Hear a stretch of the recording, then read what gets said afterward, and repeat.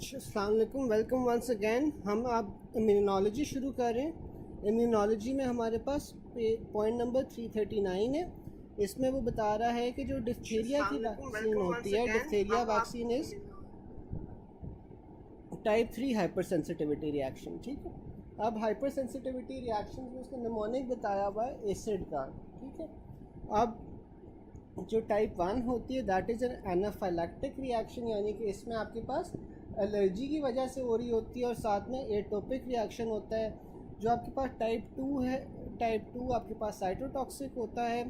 Type 3 आपके पास immune complex mediated होता है, जबकि आपके पास जो टाइप 4 है वो डिलेड हाइपर सेंसिटिविटी रिएक्शन होता है विच इज़ सेल मीडिएटेड। ठीक है, अब type 1, 2 and 3 required active production of antibody by plasma cells. ठीक है, जो आपके पास टाइप 1, 2 और 3 होते हैं इसके अंदर आपके पास प्लाज्मा सेल से एंटीबॉडी प्रोडक्शन हो रही होती है, जबकि आपके पास जो टाइप 4 हाइपर सेंसिटिविटी रिएक्शन है वो आपके पास सेल मीडिएटेड होता है और इसमें आपके पास इंटरेक्शन होती है between T lymphocytes and macrophages. ठीक है, अब आपके पास जो टाइप 1 हाइपर सेंसिटिविटी है, type 1 hyper sensitivity first type होती है और फास्ट होती है, एनाफाइलैक्टिक रिएक्शन होता है इसमें आपके पास जो एग्जांपल्स आ जाती हैं वो आ जाती है हे फीवर की, एलर्जिक एस्थमा की, हाइव्स की और साथ में एनाफाइलैक्टिक शॉक की। ठीक है, फिर आपके पास टाइप 2 हाइपर सेंसिटिविटी रिएक्शन आ जाता है विच इज़ एंटीबॉडी मीडिएटेड और साइटोटॉक्सिक। और जो आपके पास टाइप 2 है, अच्छा टाइप 2 का मुझे कोई निमोनिक बता सकता है कि टाइप 2 किस तरह याद करनी है? जो टाइप 2 हाइपर सेंसिटिविटी रिएक्शंस हैं इसमें आपके पास ऑटो इम्यून हेमोलिटिक एनीमिया आ जाता है, आईटीपी आ जाती है, ट्रांसफ्यूजन रिएक्शंस आ जाते हैं, हेमोलिटिक डिजीज़ ऑफ न्यूबॉर्न्स आ जाती हैं, Goodpasture syndrome, rheumatic fever, hyper acute transplant rejection, myasthenia gravis और ग्रेव्स डिजीज़। ठीक है, बिल्कुल my blood group is RH positive. ठीक है, तो इसमें ये आपके पास सारी कवर हो जाएंगी। फिर आपके पास टाइप 3 जो हाइपर सेंसिटिविटी रिएक्शन आ जाता है। अब जो टाइप 3 होता है ना, इसमें आपके पास इम्यून कॉम्प्लेक्सेस की डेपोजिशन हो रही होती है। ठीक है, तो इम्यून कॉम्प्लेक्सेस की डेपोजिशन किसी न किसी ऑर्गन में या स्किन के अंदर जाके इम्यून कॉम्प्लेक्सेस जो से वो डिपॉजिट हो रहे होते हैं। इसमें आपके पास सीरम सिकनेस आ जाएगा, आर्थस रिएक्शन आ जाएगा, SLE आ जाएगा, पोलियार्थराइटिस नोडोजा आ जाएगा, पोस्ट स्ट्रेप्टोकोकल ग्लोमेरुलोनेफ्राइटिस आ जाएगा। ठीक है, बिल्कुल इसकी नमूनिक है शार्प। अच्छा, अब मुझे ये कोई बता सकता है कि जो हाशीमोटोज होता है, हाशीमोटो थायराइडाइटिस आपके पास किस टाइप का हाइपर सेंसिटिविटी रिएक्शन होता है? हाशीमोटोज आपके पास किस टाइप का हाइपर सेंसिटिविटी रिएक्शन होता है?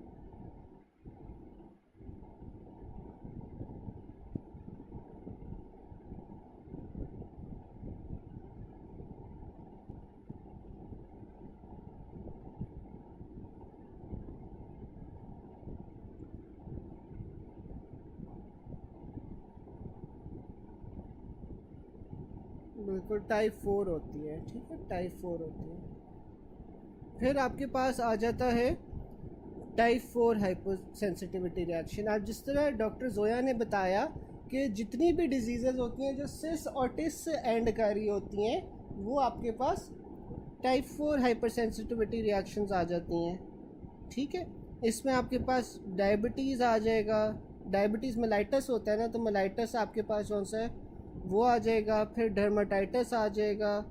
ठीक है, ट्यूबरकुलिन स्किन टेस्ट कौन सा होता है वो भी आपके पास टाइप 4 होता है। और साथ में ट्रांसप्लांट रिजेक्शंस भी, कॉन्टैक्ट डर्माटाइटिस भी, ये आपके पास सारे टाइप 4 आ जाते हैं। अब इसमें उसने एग्जांपल्स दी हुई हैं कि a boy presents with urticaria, rhinitis, eczematous rash on extensive surfaces, और द अंडरलाइंग पैथोलॉजी आपके पास टाइप 1 होगी। टाइप 1 हाइपर सेंसिटिविटी रिएक्शन आपके पास कहाँ से मीडिएट हो रहा होता है, मास्ट सेल्स के मीडिएट हो रहा होता है, और कॉज क्या करवा रही होती है, IgE करवा रही होती है। A young patient with history of bee sting, urticaria, pleuritis, rash, ये सारा कुछ वीजिंग आपके पास टाइप 1 हाइपर सेंसिटिविटी रिएक्शन होता है जो कि मीडिएट हो रहा होता है मास्ट सेल से। फिर आपके पास मायस्थीनिया ग्रेविस आ जाता है। जो मायस्थीनिया ग्रेविस होता है that shows type 2 hyper sensitivity reaction. जिस तरह आप लोगों ने निमोनिक बताया था, माई blood group is RH positive. तो ये जो आपके पास मायस्थीनिया ग्रेविस होती है ये टाइप 2 हाइपर सेंसिटिविटी रिएक्शन होती है। A patient develops rash within 15 minutes of transfusion. What type of reaction has occurred, तो ये आपके पास टाइप 2 होगा जिसमें आपके पास एंटीबॉडीज़ बनेंगी। Hydrops fetalis occurs due to RH negative mother and RH positive father. What type of hyper sensitivity. और वैसे एक और बात भी आप याद रख लो कि जितने भी ब्लड से एसोसिएटेड होती है ना कंडीशंस, जैसे ये आपके पास हाइड्रोप्स फेटालिस हो गया या ब्लड ट्रांसफ्यूजन रिएक्शंस हो गए, ये ज़्यादातर आपके पास टाइप 2 हाइपर सेंसिटिविटी रिएक्शंस ही होते हैं, ठीक है। Type of hyper sensitivity reaction that occurs in grave disease तो टाइप 2 है। Type of hyper sensitivity myasthenia gravis, myasthenia gravis में भी आपके पास टाइप 2 है, ठीक है। फिर आपके पास टाइप 3 आ जाती है। जो type of hyper sensitivity reaction in Arthus reaction, Arthus reaction में आपके पास टाइप 3 होता है। Type of hyper sensitivity reaction in post streptococcal glomerulonephritis, तो आपके पास ये टाइप 3 होता है। बिल्कुल डॉक्टर जोया सही कह रही हैं। फिर आपके पास आ जाता है an example of type 3 hyper sensitivity reaction, आपके पास क्या होगी, फार्मर लंग होगी। A girl develops fever, rash, joint pain after diphtheria toxin, तो diphtheria toxoid आपके पास टाइप 3 हाइपर सेंसिटिविटी रिएक्शन करवा रहा होता है। Serum sickness which occurs with in 5 to 10 days of giving a drug, तो आपके पास वो टाइप 3 हाइपर सेंसिटिविटी रिएक्शन होगा। A young man with aplastic anemia was given anti-thymocyte globulin. There was no immediate reaction. 10 days later उसे fever, urticaria, आर्थ्रैल्जिया, generalise lymphadenopathy हो गई है, तो ये टाइप 3 हाइपर सेंसिटिविटी रिएक्शन होगा। आर्थस रिएक्शन जो farmers lung disease में होता है is an example of hyper sensitivity pneumonitis. फिर टाइप 4 आ जाती है। Type of hyper sensitivity in Hashimoto thyroiditis type 4 होती है। Type of hyper sensitivity involve after TB vaccine, तो TB वैक्सीन के बाद भी आपके पास टाइप 4 होती है। फिर ट्यूबरकुलेंट स्किन टेस्ट होता है या PPD होता है, इसमें आपके पास टाइप 4 हो रही होती है। एब्सोल्यूट कॉन्ट्राइंडिकेशन प्रोपोफॉल की क्या होती है कि प्रोपोफॉल से आपको पहले हाइपर सेंसिटिविटी रिएक्शन हुआ है तो आपने फिर प्रोपोफॉल नहीं देनी। Amoxicillin injected and shock condition, तो ये आपके पास टाइप 1 हाइपर सेंसिटिविटी है। Most specific manifestation of penicillin hyper sensitivity क्या होती है, जो स्पेसिफिक मैनिफेस्टेशन होती है पेनिसिलिन की हाइपर सेंसिटिविटी की, वो ब्रोंकोस्पाज्म होती है। A young boy came to the ER after bee sting injection. Adrenaline was given in order to suppress systemic anaphylaxis. A patient who had kidney transplantation developed cyanosis and organ failure within 10 minutes. ठीक है, तो ये आपके पास क्या है, antibody mediated reaction है। अच्छा, अब ये एंटीबॉडी मीडिएटेड रिएक्शन है। 10 days after a renal transplant, the transplanted kidneys become cyanosed and failed, तो पैथोजेनेसिस इसमें एंटीबॉडी मीडिएटेड रिएक्शन होगी। Washed RBCs are beneficial in preventing hypersensitivity. Itching in scabies is caused by hypersensitivity to mite protein. Delayed hypersensitivity आपके पास क्यों हो रही होती है, interleukin 2 से हो रही होती है। Note that TH1 cells predominantly produce interferon and IL-2 and THC1 cells predominantly involved in delayed hypersensitivity reaction. फिर एरिथ्रोब्लास्टोसिस फेटालिस कौन सी होती है, उसमें एंटीबॉडी मीडिएटेड होती है, टाइप 2 होती है। डिलेड हाइपर सेंसिटिविटी में आपके पास IL-2 आ जाता है। In delayed hyper sensitivity reaction which type of antibodies are involve, तो डिलेड में आपके पास कोई एंटीबॉडीज़ नहीं इन्वॉल्व होती क्योंकि सेल मीडिएटेड होता है। फिर Shwartzman reaction is mediated by endotoxin greater than foreign bodies. ठीक है, अच्छा यहाँ तक किसी को कोई पॉइंट ना समझ आया हो, यहाँ 339 में आपको कोई पॉइंट ना समझ आया तो बताओ। वो हम डिस्कस कर लेते हैं।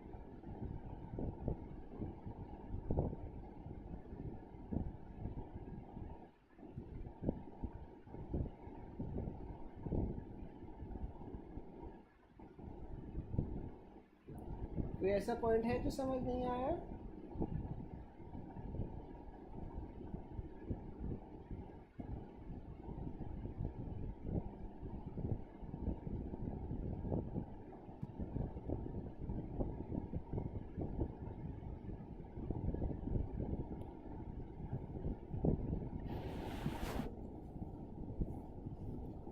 फिर आपके पास आ जाता है जो BCG वैक्सीनेशंस होती हैं वो इम्यूनिटी कैसे करवाती हैं। BCG वैक्सीनेशन आपके पास CD4 cells mediated delayed hyper sensitivity reaction होता है, ठीक है। अब आपको पता है जो CD4 से मीडिएटेड होता है वो डिलेड होता है, क्योंकि CD4 जो से होते हैं वो हेल्पर टी सेल्स होते हैं, और हेल्पर टी सेल्स ने पहले आपके पास जो सा होता है वो मैक्रोफेजेस को एक्टिवेट करते हैं, फिर जो मैक्रोफेजेस होते हैं वो एक्ट करते हैं। तो ये CD4 जो से होते हैं वो डिलेड हाइपर सेंसिटिविटी के अंदर होते हैं, ठीक है। जबकि जो CD8 होते हैं वो आपके पास एक्यूट हाइपर सेंसिटिविटी में होते हैं, और ये जो से होते हैं वो किलर नेचुरल किलर सेल्स होते हैं, ठीक है। फिर आपके पास B सेल्स का बता रहा है कि जो B सेल्स हैं वो आपके पास डिफ्रेंशिएट करेंगे in the bone marrow and periphery. और जो B है उसने याद करवाया हुआ है कि B जो है B से B सेल्स और B से bone marrow. The presence of surface immunoglobulin is characteristics, और ये आपके पास ह्यूमोरल इम्यूनिटी प्रोवाइड करते हैं। जो आपके पास T सेल्स होते हैं, T cells differentiate in the thymus, T से T सेल्स और T से थाइमस। इसमें आपके पास कोई इम्यूनोग्लोबुलिन्स नहीं होते, और ये आपके पास जो सा होता है सेल मीडिएटेड इम्यूनिटी करवा रहे होते हैं। जो T सेल्स हैं वो आपके पास सब डिवाइड होते हैं इनटू CD4 T सेल्स और CD8 T सेल्स। अब जो आपके पास CD4 T सेल्स हैं वो अबाउट 60% होते हैं, एसोसिएट होते हैं with MHC2 type. Help B cells make antibodies and produce cytokines to recruit macrophages and activate other leukocytes। जबकि आपके पास जो CD8 T सेल्स हैं वो आपके पास MHC1 के साथ एसोसिएटेड होते हैं, और ये आपके पास अबाउट 30% होते हैं, और डायरेक्टली ये वायरसेस को किल करते हैं, और ये एसोसिएटेड होते हैं विद डिस्ट्रॉइंग ट्यूमर सेल्स। अब उसने रूल ऑफ 8 कहा हुआ है कि MHC2 है तो आपके पास CD4 होगा तो ये 8 आ जाएगा, और MHC1 है CD8 होगा तो ये आपके पास 8 आ जाएगा। तो ये आपने रूल ऑफ 8 याद रखना है, ठीक है। फिर आपके पास आ जाता है, अच्छा मुझे कोई बता सकता है कि CD4 जो सेल्स होते हैं इनकी 2 सब टाइप्स होती है, इनकी सब टाइप्स कोई बता सकता है कि क्या होती हैं? CD4 T सेल्स की सब टाइप्स क्या होती हैं?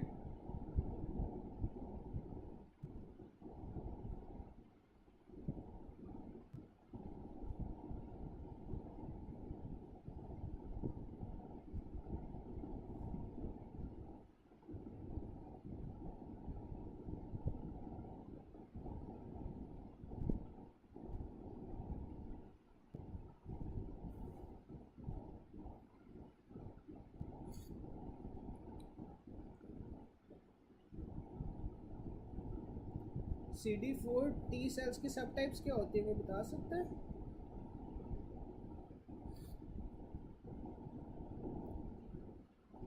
फिर 50-year-old lady received a renal transplant from cadaver. 1 month later, renal failure. Signs and symptoms were seeming. Some biopsy findings pointing to HLA1 association which cells are involved.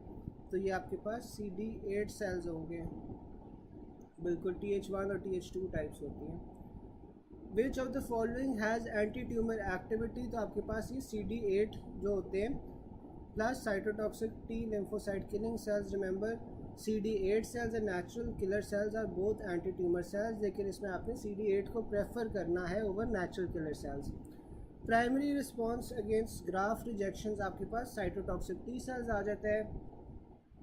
फिर आपके पास T cells need to bind with what to access antigen, तो ये आपके पास जो T cells होते हैं उन्हें MHC के साथ बाइंड करना होता है. Which of the following sales has activity against cancer cells and prevents carcinogenesis. तो आपके पास वो साइटोटॉक्सिक टी सेल्स होते हैं. Regarding super antigen causes cytochrome storm from T cells. MHC1 आपके पास जो सा होता है वो प्रेजेंट होता है on chromosome 6. Acute transplant rejection आपके पास होता है ड्यू टू CD8 सेल्स. मैं एक्सप्लेन कर देता हूँ. Which molecule when absent causes the loss of anti-tumor activity of immunity. तो आपके पास वो MHC1 होता है. Chronic transplant rejection involves which of the following cells. तो उसमें आपके पास CD4 T lymphocytes आ जाते हैं. जो आपके पास CD8 T cells होते हैं ना वो आपके पास होते हैं from graft directly damaged host cells. Cytokines from graft CD4 T cells recruit macrophages which damage host cells. तो अक्यूट रिजेक्शन में आपके पास CD8 आ जाते हैं. क्रॉनिक रिजेक्शन में आपके पास CD4 आ जाते हैं. अच्छा जी. अब इसमें क्या है कि 50-year-old lady receives renal transplant from cadaver. 1 महीने बाद उसे रीनल फेलियर हो गया. Signs and symptoms were seemingly some biopsy finding pointing to HLA1 association. ठीक है. Association which cells are involve. ठीक है. तो अब मुझे कोई बता सकता है कि यहाँ पे HLA1 एसोसिएशन का क्या मतलब है.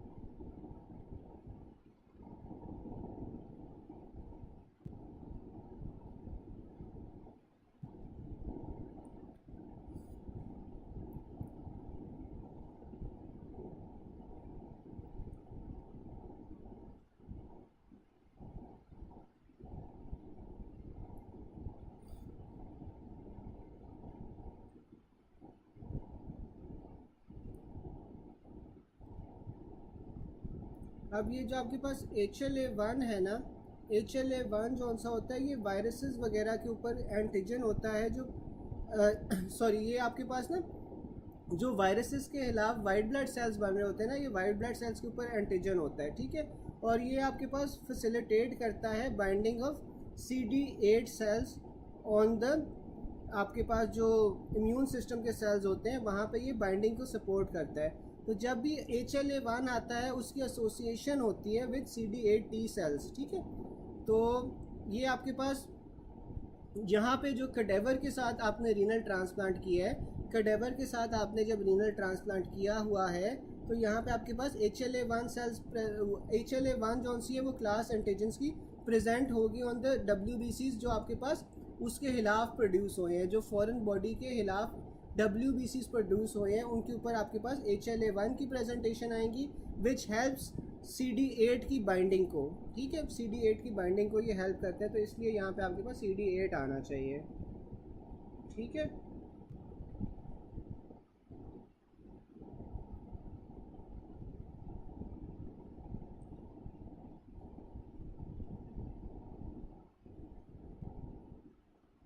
हाँ. और इसीलिए आप फिर HLA1 जो सी होती है ना वो कैरियर टाइपिंग करते हो बिफोर रीनल ट्रांसप्लांट रिजेक्शन. ठीक है. और ट्रांसप्लांट रिजेक्शन के अंदर आपके पास हमेशा ये CD8 सेल्स ही होते हैं. ठीक है. अच्छा. और किसी को यहाँ पे कोई बात ना समझ आई हो, किसी को इसमें से कोई पॉइंट ना समझ आया हो.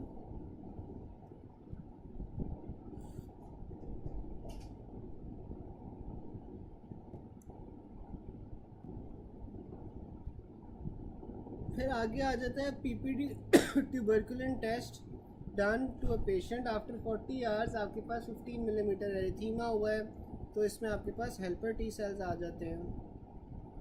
और PPD tuberculin test done to a patient वही वाली बात है, इसमें CD4 सेल्स आएंगे. CD4 हेल्पर टी सेल्स एक ही चीज़ होती है. In the above question sometimes direct helper T cell option is given. Sometimes आपके पास CD4 है या CD8 है तो आपने CD4 को प्रेफर करना है. अब जो CD8 है वो आपके पास साइटोटॉक्सिक टी सेल्स बनते हैं और जो आपके पास CD4 सेल्स हैं वो आपके पास हेल्पर टी सेल्स बनते हैं.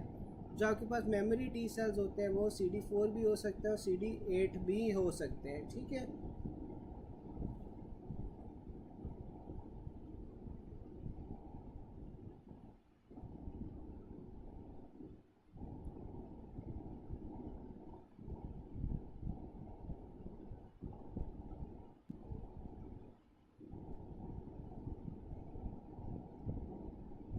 जो MHC2 होता है, MHC2 भी आपके पास क्रोमोसोम 6 पे ही होती है, ठीक है। MHC2 भी आपके पास क्रोमोसोम 6 पे ही होती है। फिर आपके पास आ रहा है regarding HLA antigen, it is the main reason for graft reaction, ठीक है। A patient has to undergo renal transplantation. Which of the following tissues should be sent for HLA typing? तो आपने WBCs जौन से होते हैं वो भेजने हैं। HLA matching is important because it decreases chances of which immunological condition. तो आपके पास ग्राफ्ट वर्सेस होस्ट डिजीज़ को ये प्रिवेंट करता है। HLA सैम्पलिंग बेस्ट आपके पास WBCs पे होती है। फिर a female patient with chronic renal failure has 5 people who are willing to serve as donor for renal transplant. Her husband identical twin, half brothers, sister and son. तो आपके पास सबसे suitable donor identical twin वाला होगा। Pre requisite क्या होता है for HLA transplant? आपके पास HLA matching होती है। A child has bone marrow transplanted from sibling who has 5 out of 6 HLA match donor now develop rash and diarrhoea. तो ये इसमें आपके पास हीमोग्लोबिन यूरिया भी होगा। Regarding graft between genetically identical twins, इसमें आपको इम्यूनोसप्रेशन नहीं चाहिए होती। Most important prerequisite HLA matching होती है। फिर आपके पास टोल लाइक रिसेप्टर्स जो से होते हैं वो इनेट इम्यूनिटी के साथ एसोसिएटेड होते हैं। Most common manifestation of autoimmune disease क्या होती है? आपके पास हेमाटोलॉजिकल चेंजेस आ रही होती हैं इसमें। फिर CD in immunology stands for cluster of differentiation. Which one is an indication for passive immunity? तो passive immunity में कब आप देते हो? जब आपके पास active immunity प्रोड्यूस करने का टाइम नहीं बचता। You will prevent tetanus in a population by giving tetanus toxoid. Passive immunity is achieved by IV immunoglobulin. It also comes as passive immunity is achieved by injecting T lymphocyte cells responsible for innate immunity are activated most commonly by carbohydrate sequences in the cell wall. Regarding the mechanism of fever and acute inflammation, क्या होता है कि आपके पास interleukin 1 produce होता है, induce the production of prostaglandin E2 which increases the set point. तो acute inflammation में जो फीवर हो रहा होता है वो आपके पास क्यों हो रहा होता है कि जो interleukin 1 है वो आपके पास इंड्यूस कर रहा होता है प्रोडक्शन ऑफ प्रोस्टाग्लैंडिन E2 जो कि आपके पास फीवर का जो सेट पॉइंट होता है उसका टेम्परेचर इंक्रीज़ कर रहा होता है। मैकेनिज्म ऑफ फीवर इन्फेक्शन में क्या होता है? Through activation of complement system.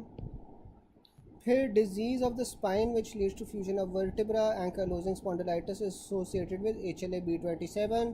अब जो B27 होता है उसका निमोनिक आपके पास पेयर होता है।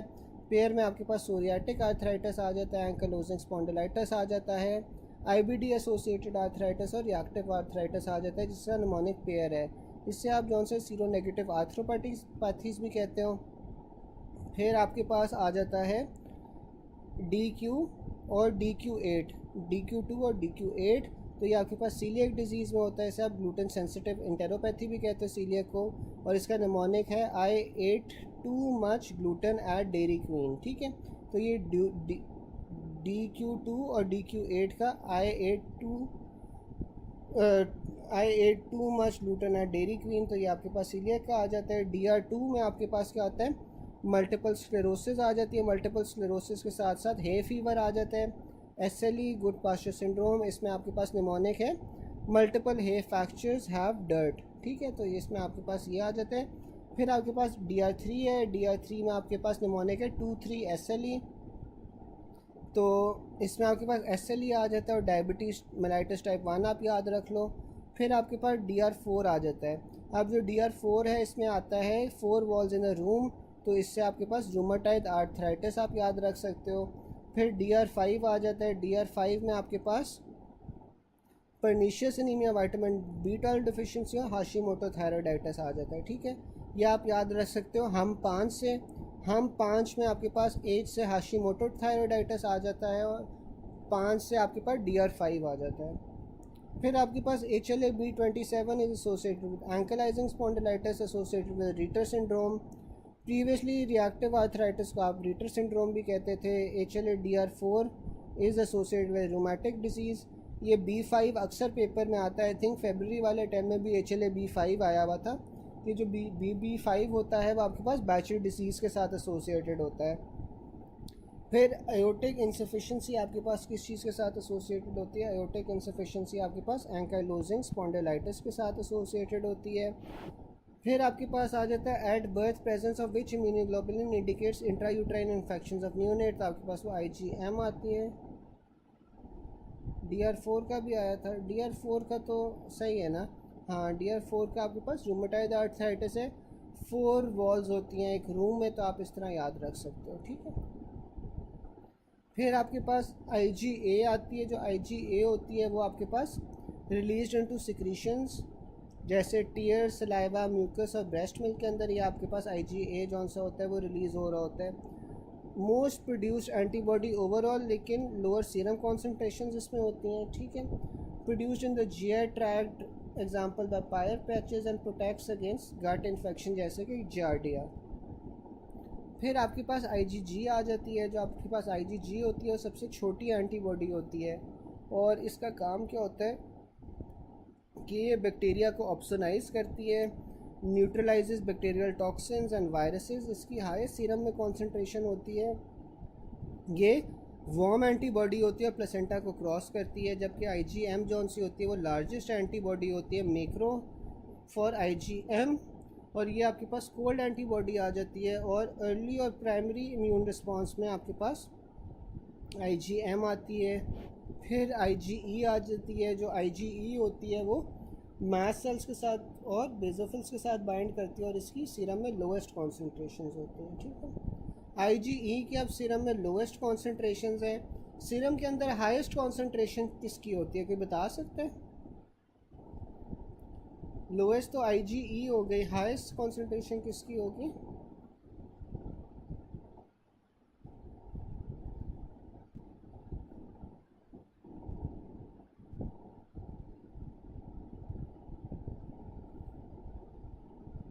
बिल्कुल IgG की जौन सी है ना वो हाईएस्ट कॉन्सेंट्रेशन होती है।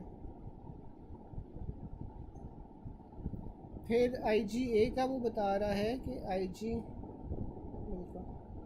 अब IgA का वो ये बता रहा है कि आपके पास major component of which immunoglobulin secretions के अंदर जौन सा ना आपके पास IgA होता है, जैसे टीयर्स में भी IgA अबंडेंट होगा।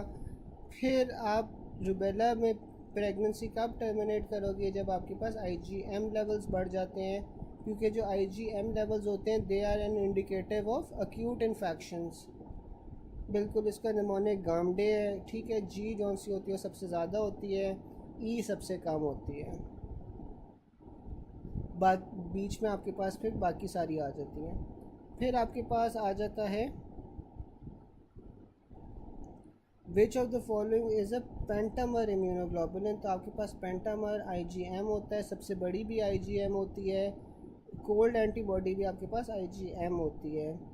विच of the following in maternal serum for rubella should be indication for termination of pregnancy, तो आपके पास वो IgM होता है। Which of the following is characteristic of IgM, तो आपके पास लार्जेस्ट एंटीबॉडी लार्जेस्ट मॉलिक्यूल होता है। इम्यूनोग्लोबुलिन इन्वॉल्विंग कॉम्प्लीमेंट फिक्सेशन, तो कॉम्प्लीमेंट फिक्सेशन में आपने IgM को चूज़ करना है ओवर IgG। अच्छा, अब IgG में भी मुझे कोई बता सकते हैं कि किस तरह आपने सब डिविजन्स को चूज़ करना है? IgG के अंदर आपने किस तरह सब डिवीज़न को चूज़ करना है? IgM तो ज़्यादा हो गई, फिर उसके बाद IgG की किस तरह सब डिवीज़न होगी, कोई बता सकते हैं? आपने SK में पढ़ा होगा।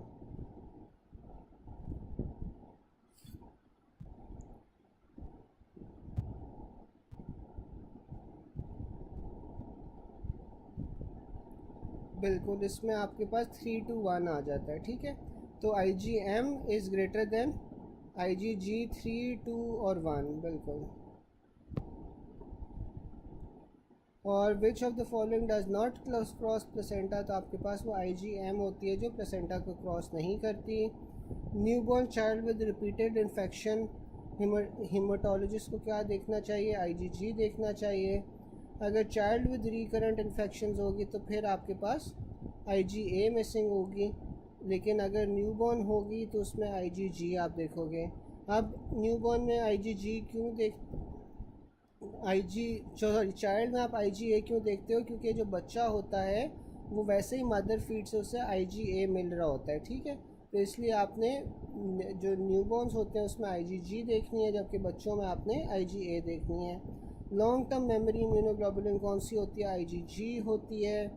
Antibody with works best with complementary system for opsonization तो IgG है। ऑटोइम्यून पैंक्रेटाइटिस में आपके पास IgG होती है। फिर आपके पास आ रहा है IgE binds with mast cells. A middle-aged female with recurrent chest infections, long history of diarrhea, stool examination में आपको cysts मिले of Giardia lamblia were detected. Peripheral smear reveals normal T cells, but B cells are highly slightly decreased. Serum IgA आपके पास 73 है, IgG 300 है, IgM 67 है। तो ये आपके पास फिर कॉमन वेरिएबल इम्यूनोडिफिशिएंसी आ जाती है। An 8-month-old child having esophageal candidiasis, chest infection for pneumocystis carinae, thymus, diminished body lymph nodes, no germinal centers, तो ये आपके पास adenosine deaminase deficiency आ जाएगी। An 11-month-old infant had upper and lower respiratory tract infections almost continuously since birth, with organisms including Nemocystis gyrovici and Pseudomonas aeruginosa जो identify हुए हैं। The baby also has oropharyngeal candidiasis. The baby succumbs to cytomegaloneumonitis. At autopsy, thymus is markedly hypoplastic and lymph nodes throughout the body are small, with absent germinal centers on microscopic examination. तो germinal centers absent है तो इसमें आपके पास adenosine deaminase deficiency हो जाएगी। Most appropriate antibody sequence in diagnosis of multiple myeloma आपके पास IgA 8%, IgM 2% और IgG 17%, ठीक है। अब अकॉर्डिंग टू फर्स्ट एड आपके पास जो IgG होती है उसमें 55 होती है और IgA 25 होती हैं, लेकिन ये आपने दोनों याद रखने, दोनों सीक्वेंसेस आते हैं। फिर remember the sequence for search options, इसमें आपके पास उसने गेम बताया हुआ है, G ज़्यादा होगी, फिर A होगी, फिर M होगी, ठीक है। अच्छा, ये हमारे पास कौन सा है, ख़त्म हो गई है इम्यूनोलॉजी। इसमें से यार किसी को कोई क्वेश्चन पूछना हो, इम्यूनोलॉजी में से किसी को कोई क्वेश्चन हो?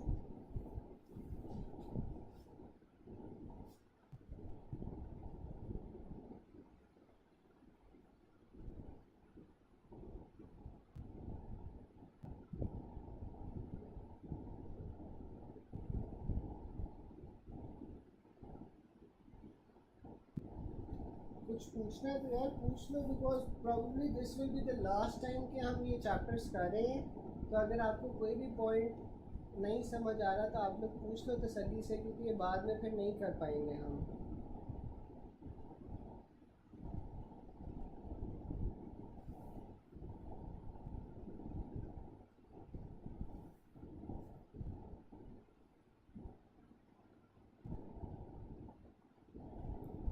नहीं नहीं, चले अब ना हम लोगों ने फिर अगला चैप्टर करते हैं हम। आगे हमारे पास आ जाता है बायोकेम। बायोकेम हम शुरू कर लेते हैं। आप लोग पानी शानी पी लो, तब तक मैं चैप्टर खोल लेता हूँ, फिर बायोकेम शुरू करते हैं।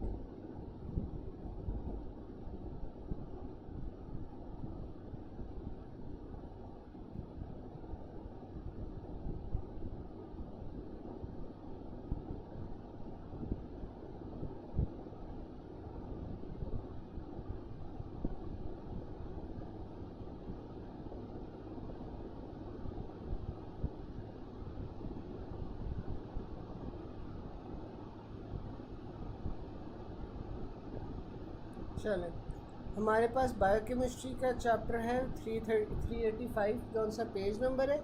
इसमें है a factor which is a precursor to carrier of one carbon fragments at various levels of oxidation, तो आपके पास वो बायोटेन होता है।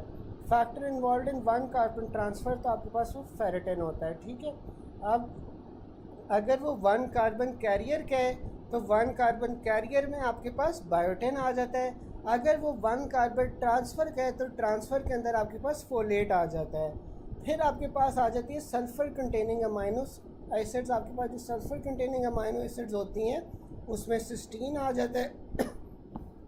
अच्छा यार, मुझे ये बताओ कि पिछली बार हम लोगों ने ये थोड़े से याद किए थे अमाइनो एसिड्स, क्योंकि आप लोगों को पिछली बार याद करने में मुश्किल हो रही थी अमाइनो एसिड्स, तो अब कुछ बेहतर हुआ है या अभी तक वैसा ही है?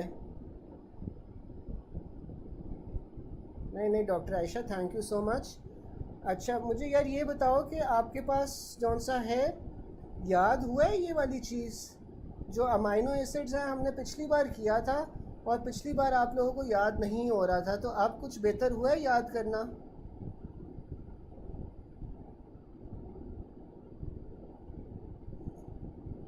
चलें, तो अब ना ये देखो कि अमाइनो एसिड डिफिशिएंसी जो सेल इंजरी करवा रही होती है वो कौन सी थी हमारे पास? ग्लाइसिन है। ठीक है, फिर आपके पास जो amino acid causing cell injury, जो इस डिफिशिएंसी की वजह से आपके पास, चले, जो अमाइनो एसिड की डिफिशिएंसी की वजह से सेल इंजरी हो रही थी वो ग्लाइसिन हो रही थी, लेकिन जो amino acid cell injury cause कर रहा था वो आपके पास कोलिन था। फिर थ्रियोनिन जौन सा होता है उसके अंदर सल्फ़र ग्रुप नहीं होता। सल्फ़र कंटेनिंग अमाइनो एसिड्स में आपके पास क्या होती है? सल्फ़र कंटेनिंग अमाइनो एसिड्स में आपके पास सिस्टीन और मेथियोनिन होती है। फिर वो वाला अमाइनो एसिड जो सेल इंजरी करवा रहा होता है, जो अमाइनो एसिड सेल इंजरी करवा रहा था वो हमारे पास क्या था? कोलिन था। Amino acid causing renal stones, तो जो रीनल स्टोन्स हैं वो आपके पास लाइसिन की वजह से होते हैं। अमाइनो एसिड जो अबनॉर्मल मेटाबॉलिज्म करवा रहा होता है वो कौन सा होता है? ट्रिप्टोफैन होता है। जबकि जो कीटोजेनिक अमाइनो एसिड है उसमें ये लूसीन लाइसिन दोनों आ जाते हैं। ठीक है, फिर आपके पास विटामिन आ जाते हैं। Vitamin responsible for delayed wound healing, तो डिलेड वुंड हीलिंग आपके पास विटामिन सी डिफिशिएंसी की वजह से होती है। ठीक है, स्कर्वी भी आपके पास विटामिन सी की डिफिशिएंसी की वजह से हो रहा होता है। फिर आपके पास विटामिन ए आ जाती है। अब जो विटामिन ए है ये आपके पास नाइट ब्लाइंडनेस करवा रहा होता है, कॉर्नियल डीजेनरेशन करवा रहा होता है, इसमें आपके पास बाइटॉट स्पॉट्स आ जाते हैं। और विटामिन ए की जौन सा है वो स्क्वेमस मेटाप्लेजिया को प्रिवेंट कर रहा होता है। फिर आपके पास विटामिन B1 आ जाती है। जो B1 होता है उसमें आपके पास वर्निकिस कॉर्सिकोव सिंड्रोम होता है। वर्निकिस कॉर्सिकोव सिंड्रोम में आपके पास ट्रायड होता है जिसमें आपके पास कन्फ्यूजन ऑफ थैल्मोप्लेजिया और एटैक्सिया आ जाता है। अच्छा, फिर अच्छा मुझे कोई बता सकता है वैसे वर्निकिस कॉर्सिकोव सिंड्रोम में आप पहले डेक्स्ट्रोज देते हो या थायमीन देते हो? वर्निकिस कॉर्सिकोव सिंड्रोम में पहले डेक्स्ट्रोज देंगे या थायमीन देंगे?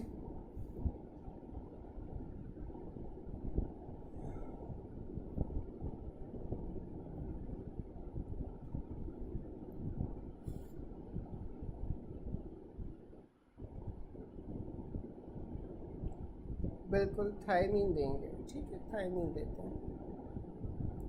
अच्छा, फिर आपके पास ड्राई बेरी बेरी आ जाता है। जो ड्राई बेरी बेरी होता है, ड्राई बेरी बेरी में आपके पास ये न्यूरॉन्स की जो क्या कहते हैं उसे माइलिनेशन होती है ना, वो इफेक्ट हो रही होती है। तो इस वजह से ड्राई बेरी बेरी में आपके पास पेरिफेरल न्यूरोपैथी होती है और सिमेट्रिकल मसल वेस्टिंग होती है। फिर वेट बेरी बेरी आ जाता है। जो वेट बेरी बेरी है इसमें आपके पास हाई कार्डिक आउटपुट फेलियर होता है। अब इसमें क्या हो रहा होता है कि क्योंकि थायमीन आपके पास नहीं होता ना, तो जो थायमीन होता है that is necessary for glucose का ब्रेक डाउन। तो अगर ग्लूकोज का ब्रेक डाउन नहीं हो रहा होगा तो फिर आपके पास क्या होता है? एनारोबिक ग्लाइकोलिसिस शुरू हो जाती है। अब एनारोबिक ग्लाइकोलिसिस का आपके पास एक प्रोडक्ट होता है जिसे आप कहते हो लैक्टिक एसिड। तो लैक्टिक एसिड को रिमूव करने के लिए आपके पास जो ब्लड वेसल्स हैं वो डायलेट करती हैं कि जो लैक्टिक एसिड सारा का सारा प्रोड्यूस हुआ हुआ है वो वहाँ से चला जाए।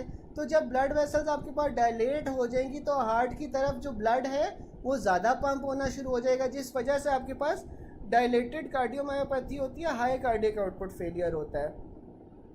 फिर आपके पास जौन सा है विटामिन B3 आ जाता है। B3 जौन सा होता है वो नियासिन की वजह से होता है, सॉरी विटामिन B3 को नियासिन भी कहते हैं। इसमें आपके पास हार्ट नर्व डिजीज़ होती है और साथ में आपके पास 3Ds आ जाते हैं जिसमें डायरिया, डिमेंशिया, डर्माटाइटिस आ जाता है। और जो B3 है ये आपके पास यूज़ होता है टू ट्रीट डिसलिपिडीमियाज। फिर आपके पास विटामिन B5 आ जाता है। B5 आपके पास पैंटोथेनिक एसिड होता है। जो आपके पास B5 होता है वो आपके पास डर्माटाइटिस और एलोपेशिया की ट्रीटमेंट, सॉरी एलोपेशिया और डर्माटाइटिस करवा रहा होता है। फिर आपके पास B6 आ जाता है। जो B6 है या पेरिडॉक्सिन है, ये आपके पास पेरिफेरल न्यूरोपैथी करवा रहा होता है, कन्वर्जेंस करवा रहा होता है, सिडरोब्लास्टिक एनीमिया करवा रहा होता है। अच्छा, मुझे कोई बता सकते हैं जो विटामिन B6 है ये आप किस एंटी ट्यूबरकुलस ड्रग की थेरेपी में दे रहे होते हो, कि किस एंटी ट्यूबरकुलस ड्रग से अगर ओवरडोज हो जाए तो आप B6 देते हो? फिर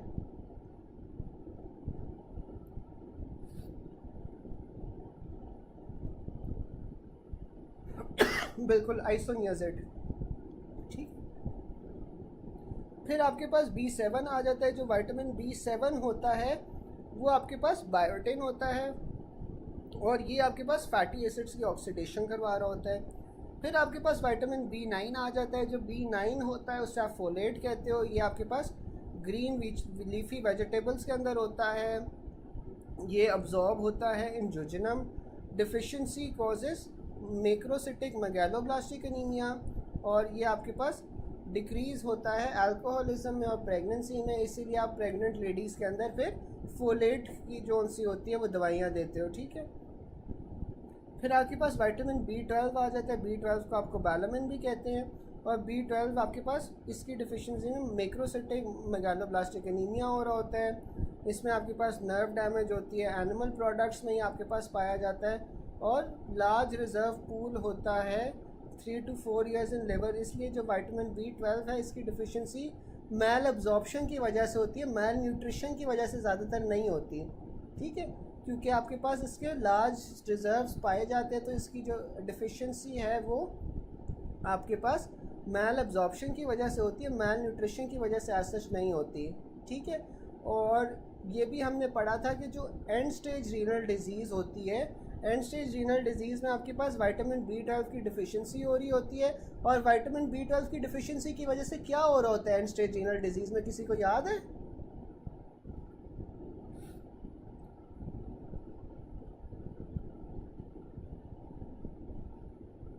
किसी को याद है कि एंड स्टेज रीनल डिजीज़ के अंदर विटामिन B12 की डिफिशिएंसी से क्या होता है?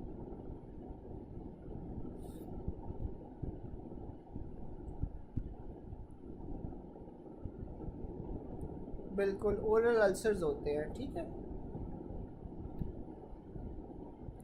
फिर आपके पास विटामिन C आ जाता है। जो विटामिन C होता है, जी बिल्कुल, डॉक्टर आयशा ने पेरिफेरल न्यूरोपैथी का ऑर्डर भी बता दिया है कि vitamin B1 greater than B6 और B12 फिर होता है। फिर आपके पास अस्कॉर्बिक एसिड या विटामिन C आ जाता है। जो विटामिन C या अस्कॉर्बिक एसिड है ये आपके पास एंटीऑक्सीडेंट होता है। ये आपके पास आयरन की अब्जॉर्प्शन को फैसिलिटेट करता है, ये भी आप लोगों को पता है। फिर ये नेसेसरी होता है for hydroxylation of proline and lysine in collagen synthesis, और स्कर्वी होता है due to collagen synthesis defect आपके पास विटामिन C की डिफिशिएंसी में। फिर आपके पास विटामिन D आ जाती है। अच्छा, मुझे कोई बता सकता है कि जो विटामिन D है इसकी 25th पोजीशन के ऊपर हाइड्रोक्सिलेशन कहाँ पे हो रही होती है? 25th पोजीशन पर हाइड्रोक्सिलेशन कहाँ पे हो रही होती है विटामिन D की?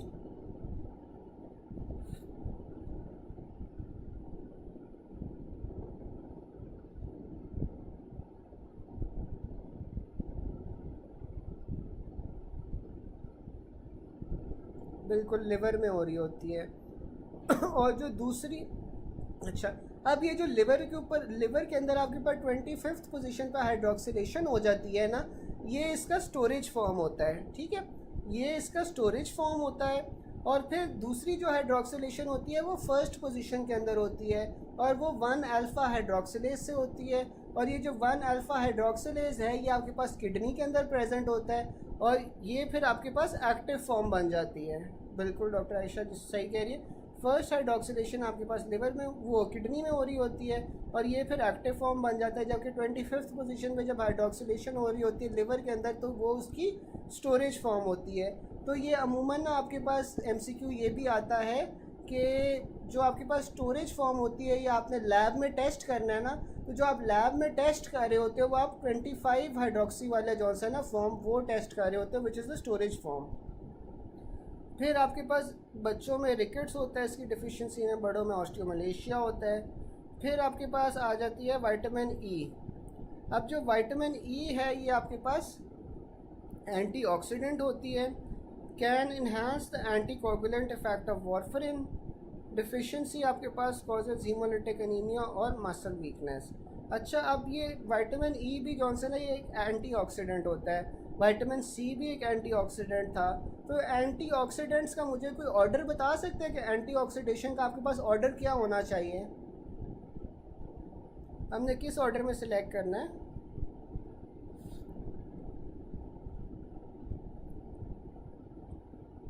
फिर आपके पास आ जाता है विटामिन के।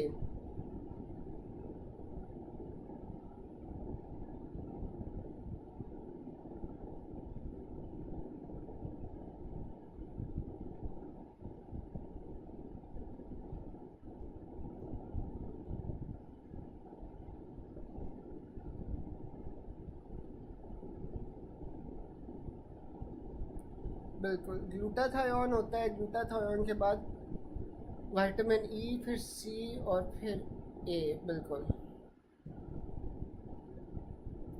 फिर आपके पास विटामिन के आ जाता है।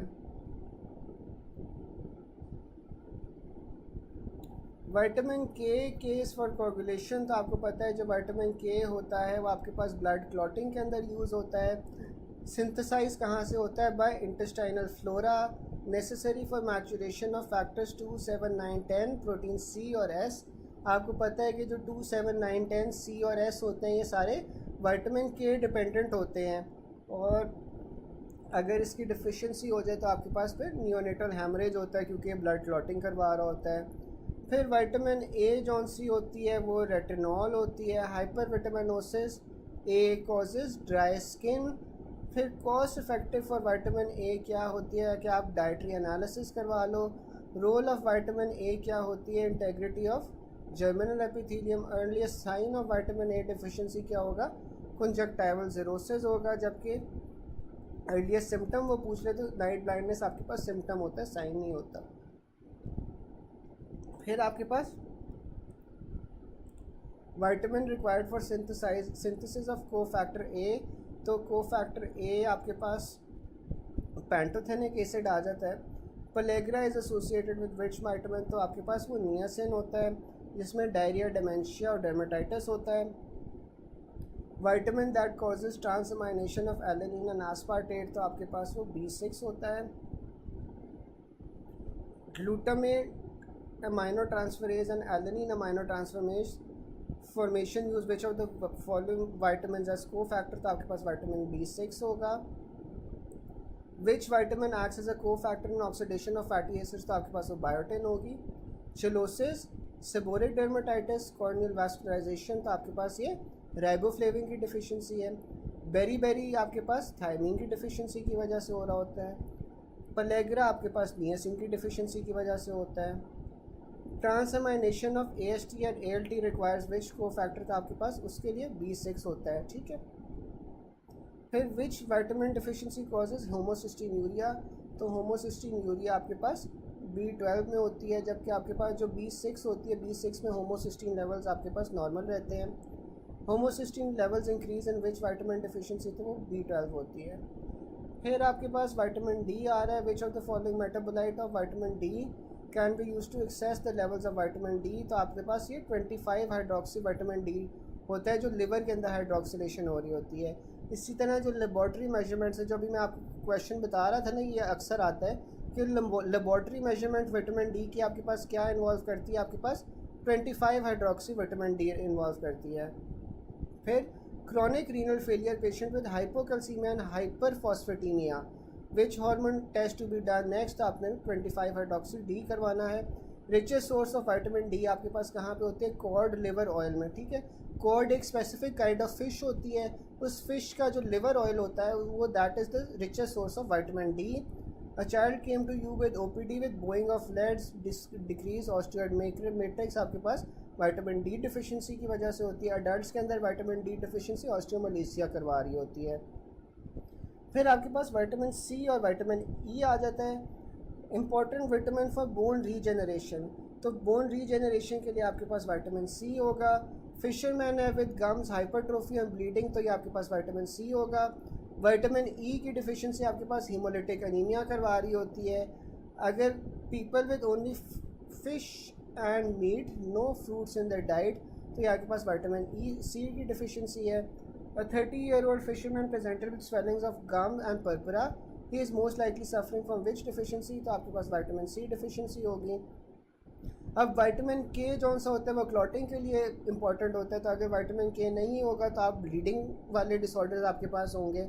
इसमें आपके पास प्रोलॉन्गेशन होती है पीटी की भी, एपीटीटी की भी, जबकि आपके पास जो प्लेटलेट काउंट है वो नॉर्मल रहता है। और इसमें आपने फिर विटामिन के देनी है। A pregnant lady uses lots of antibiotics, gives birth to a baby, the baby has jaundice and easy bruisability, तो आपके पास ये डिफिशिएंट होगा विटामिन के अंदर। अब आपको पता है कि जो नॉर्मल इंटेस्टाइनल फ्लोरा होते हैं वो आपके पास विटामिन के बना रहे होते हैं। तो अगर कोई लेडी है जो कि एक्सेसिव एंटीबायोटिक्स का यूज़ कर रही है तो उसमें ये जो नॉर्मल इंटेस्टाइनल फ्लोरा है ना वो आपके पास ख़त्म हो जाएंगे, तो आपके पास फिर विटामिन के नहीं बन पाएगी, और विटामिन के नहीं बन पाएगी तो इस वजह से आपके पास फिर ये जॉइंटिस हो रहा है और इजी ब्रूजिंग हो रही है। फिर carbohydrate source in diabetic patient क्या होती है? होल व्हीट होती है। Assessment of basal nutritional status आपके पास सीरम एल्ब्यूमिन करते हो, टोटल आयरन बाइंडिंग कैपेसिटी आप देखते हो। Assessment of nutritional status after weight किससे होती है? न्यूट्रिशनल स्टेटस आप सीरम एल्ब्यूमिन और टीआईबीसी से देख रहे होते हो। Most important constituents of lipids क्या होता है? लिपिड्स के अंदर आपके पास सबसे ज़्यादा कार्बन की क्वांटिटी होती है, ठीक है गाइस। यहाँ तक किसी को कोई चीज़ ना समझ आई हो?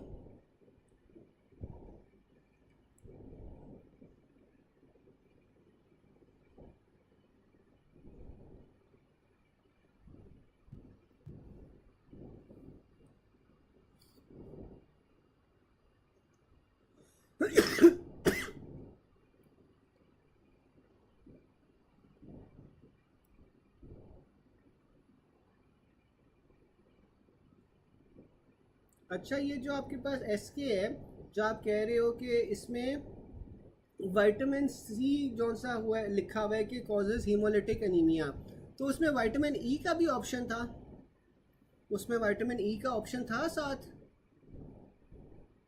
या उसमें विटामिन ई का ऑप्शन था ही नहीं?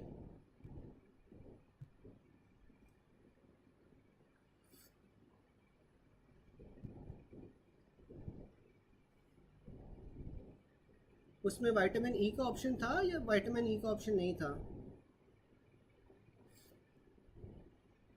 नहीं था। लेकिन ना वैसे जनरली विटामिन सी ना देखें आपके पास हीमोलिटिक एनीमिया के साथ नहीं एसोसिएटेड होता, ठीक है। हाँ, जिस तरह डॉक्टर जोया बता रही गम ब्लीडिंग वगैरह के साथ होता है, लेकिन वो गम ब्लीडिंग आपके पास क्यों होती है? क्योंकि कोलेजन की सिंथेसिस में डिफेक्ट होता है, इस वजह से आपके पास गम ब्लीडिंग होती है, हीमोलिटिक एनीमिया नहीं हो रहा होता, ठीक है। तो अगर विटामिन ई नहीं दिया हुआ तो फिर आई गेस आप लोग विटामिन सी चूज़ कर सकते हो, लेकिन विटामिन सी का कोई डायरेक्ट एसोसिएशन नहीं होता with haemolytic anaemia. Vitamin E का ऑन दी अदर हैंड होता है, जो ब्लीडिंग वगैरह होती है विटामिन सी में वो आपके पास कोलेजन की डिफेक्टिवनेस की वजह से ब्लीडिंग हो रही होती है, ना कि आपके पास एनीमिया हो रहा होता है, ठीक है।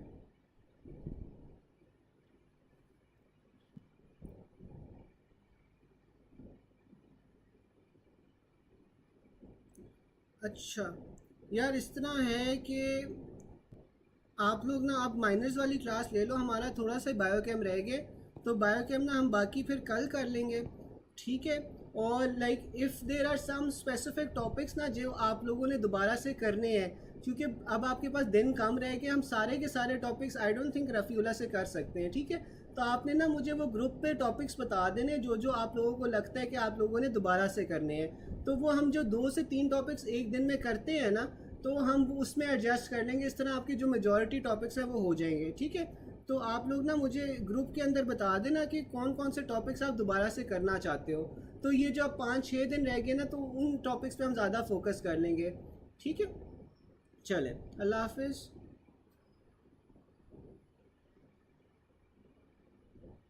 हिमेटोलॉजी हिस्टो एम्ब्रियो, चले ये हिमेटोलॉजी हिस्टो एम्ब्रियो तो एक दिन में भी हो सकते हैं, ये कल फिर हम हिमेटोलॉजी हिस्टो एम्ब्रियो तीनों कर लेंगे, ठीक है। ये तीनों कर लेंगे। चले, अल्लाह हाफिज़।